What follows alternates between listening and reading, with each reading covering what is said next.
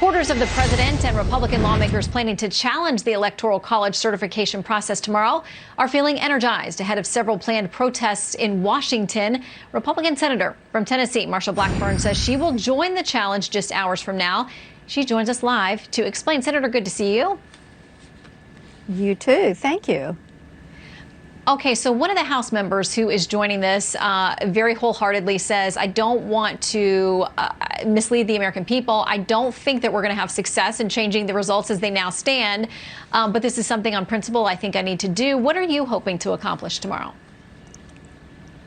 One of the things that the 12 of us who have come together to call for a commission that would be a 10-day audit of what has transpired in this election. Look at these disputed states and look at the allegations that are there on election fraud, voter fraud, the improper way mail-out ballots were done, and look at where states have gone outside of their constitutional duty, whether it's the state Constitution, the U.S. Constitution, and look at where they're outside of state laws. You know, Shannon, we had some of your local election administrators changing the rules of the election, and they were saying, well, we did it because of COVID. Well, you can't do that. And the Constitution, our U.S. Constitution, is explicit. You give the authority of time, place, and manner of elections to your state legislature. They're the ones that are to set those rules. And we have had issues. So preserving one person, one vote, making certain all legal votes are counted, illegal votes are cast out, and having a commission to settle this, we think is the appropriate step, because we have spent the past 4 years hearing the Democrats say, illegitimate election, illegitimate president. We've had the Russia hoax. We have had riots in the streets. We have had impeachment. We've had all these things. It's not good for the country. So let's have our commission. Let's give them 10 days. Let's settle it.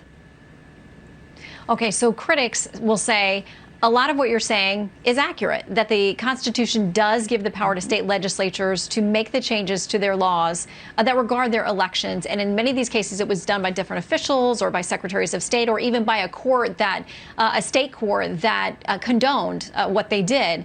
But now that you've gotten to this point where governors have signed off on the electors and they are simply showing up for you all to check them in and to accept them, that there's not much to be accomplished by this. The Wall Street Journal, in an opinion piece, says this: the action may rank among the most cynically contrived, morally contemptible, soul-corrupting acts of political degeneracy ever attempted. That's saying a lot, because there's been a lot of garbage done in the name of politics. So how do you respond to that?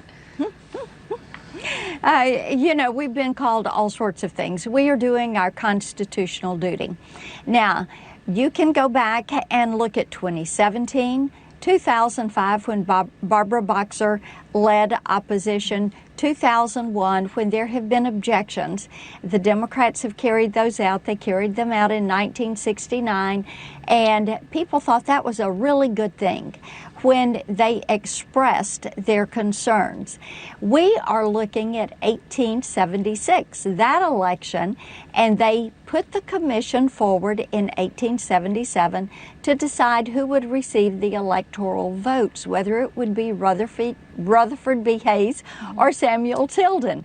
That is the model that we are using. We are certainly within our constitutional rights and following the Constitution and the power that is given to Congress. We don't want federalized elections.